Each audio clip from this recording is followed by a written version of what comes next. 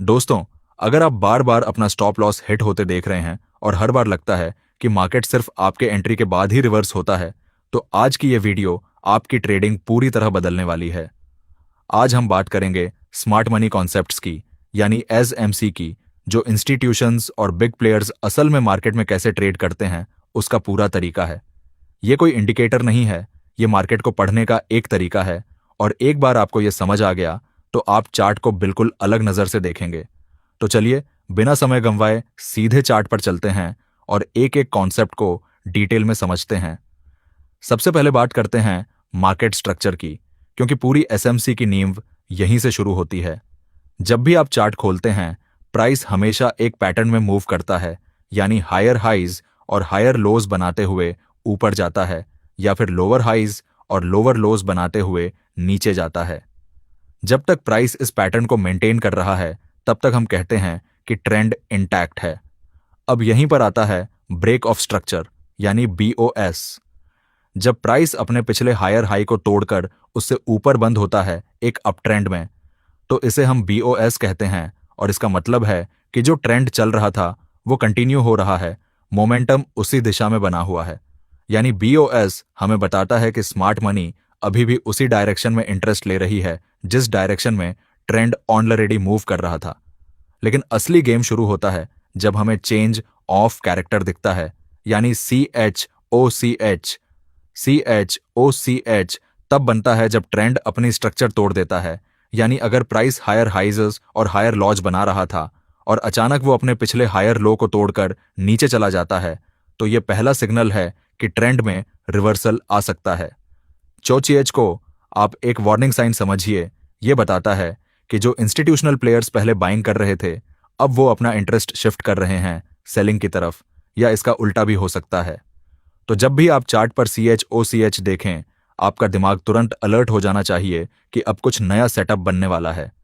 अब बात करते हैं लिक्विडिटी की, और यह कंसेप्ट पूरी एसएमसी स्ट्रैटेजी की जान है। मार्केट में हर सपोर्ट और रेजिस्टेंस के आसपास, या हर स्विंग हाई और स्विंग लो के आसपास, बहुत सारे रिटेल ट्रेडर्स अपने स्टॉप लॉस और पेंडिंग ऑर्डर्स लगाकर बैठे होते हैं। ये सारे ऑर्डर्स मिलकर एक पूल बनाते हैं जिसे हम लिक्विडिटी कहते हैं। अब स्मार्ट मनी यानी बड़े इंस्टीट्यूशनल प्लेयर्स इतनी बड़ी क्वांटिटी में ट्रेड करते हैं कि उन्हें अपने ऑर्डर्स फिल कराने के लिए इसी लिक्विडिटी की जरूरत पड़ती है। इसीलिए वो जानबूझकर प्राइस को उस लेवल तक धकेलते हैं जहां रिटेल ट्रेडर्स के स्टॉप लॉस या पेंडिंग ऑर्डर्स लगे होते हैं। प्राइस वहां थोड़ी देर के लिए उस लेवल को तोड़ता है, रिटेल का स्टॉप लॉस हिट होता है, और फिर अचानक प्राइस तेजी से उल्टी दिशा में मुड़ जाता है। इसी प्रोसेस को हम लिक्विडिटी ग्रैब कहते हैं, और आम भाषा में इसे फॉल्स ब्रेकआउट भी कहा जाता है। जब भी आप देखें कि प्राइस किसी स्ट्रांग लेवल को तोड़ता है, लेकिन उस ब्रेकआउट में मोमेंटम नहीं है और प्राइस तुरंत वापस उसी रेंज में आ जाता है, समझ जाइए कि ये एक लिक्विडिटी ग्रैब था, न कि असली ब्रेकआउट। अब चलते हैं ऑर्डर ब्लॉक्स की तरफ, यानी सप्लाई और डिमांड जोन्स।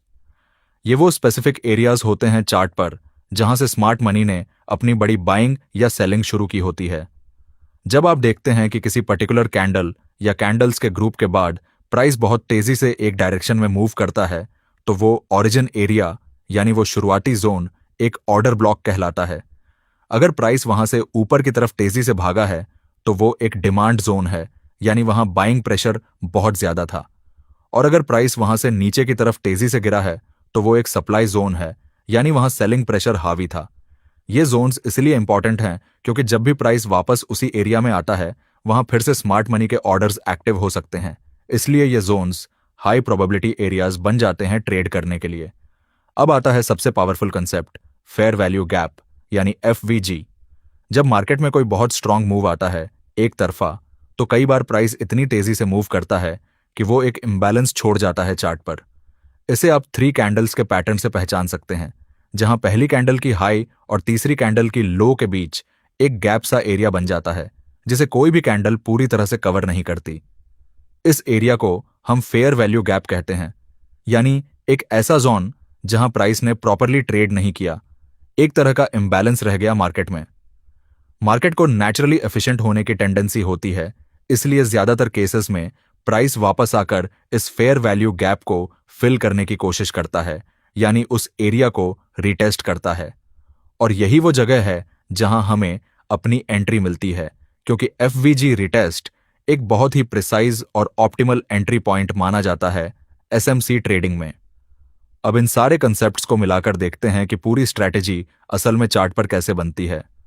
सबसे पहला स्टेप है कि आपको 5 मिनट चार्ट पर एक स्ट्रॉन्ग सप्लाई या डिमांड जोन आइडेंटिफाई करना है, वो जोन जहां से पहले भी एक शार्प और पावरफुल मूव निकल चुका हो। एक बार वो जोन मार्क हो जाए तो अगला स्टेप है पेशेंस रखना और वेट करना उस लेवल पर एक लिक्विडिटी ग्रैब होने का। जब प्राइस उस जोन के पास आकर पहले थोड़ा उस लेवल को तोड़ता है, रिटेल के स्टॉप लॉस को ट्रिगर करता है और फिर तुरंत वापस मुड़ता है, तो यह पहला स्ट्रॉन्ग सिग्नल है कि स्मार्ट मनी एक्टिव हो चुकी है उस जोन पर। इसके बाद तीसरा स्टेप आता है चेंज ऑफ कैरेक्टर यानी CHOCH को कंफर्म करना। जैसे ही प्राइस उस लिक्विडिटी ग्रैब के बाद अपनी इमीडिएट स्ट्रक्चर को तोड़ता है ऑपोजिट डायरेक्शन में, तो यह कंफर्म हो जाता है कि रिवर्सल जेन्युइन है और अब प्राइस नई डायरेक्शन में मूव करने वाला है। और आखिरी स्टेप है उस मूव के दौरान बनने वाले फेयर वैल्यू गैप का वेट करना, और जैसे ही प्राइस वापस आकर उस एफवीजी को रिटेस्ट करता है, वहीं पर आपकी एंट्री बनती है ट्रेड में। इस पूरी सीक्वेंस को अगर आप एक साथ समझें तो ये कुछ इस तरह चलता है। पहले एक स्ट्रॉन्ग जोन आइडेंटिफाई होता है चार्ट पर, फिर वहां लिक्विडिटी को ग्रैब किया जाता है ताकि रिटेल ट्रेडर्स बाहर हो जाएं। उसके बाद स्ट्रक्चर में चेंज आता है जो कंफर्म करता है कि नई डायरेक्शन जेन्युइन है, और आखिर में एक फेयर वैल्यू गैप बनता है जिसका रीटेस्ट हमें बेहतरीन एंट्री पॉइंट देता है।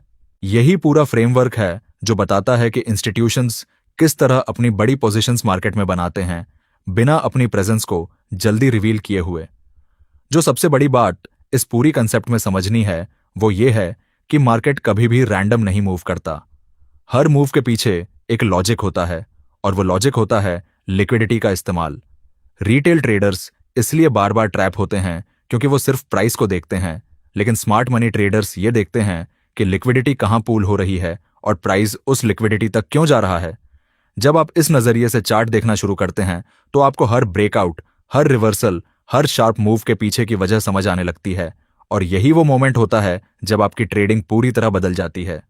तो दोस्तों, यही था स्मार्ट मनी कंसेप्ट्स का पूरा फ्रेमवर्क, मार्केट स्ट्रक्चर से शुरू करके लिक्विडिटी, ऑर्डर ब्लॉक्स और फेयर वैल्यू गैप तक।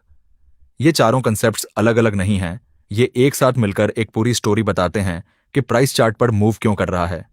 जितना ज्यादा आप इन कॉन्सेप्ट्स को प्रैक्टिस करेंगे लाइव चार्ट्स पर, उतनी ही ज्यादा क्लैरिटी आपको मिलेगी मार्केट को पढ़ने में।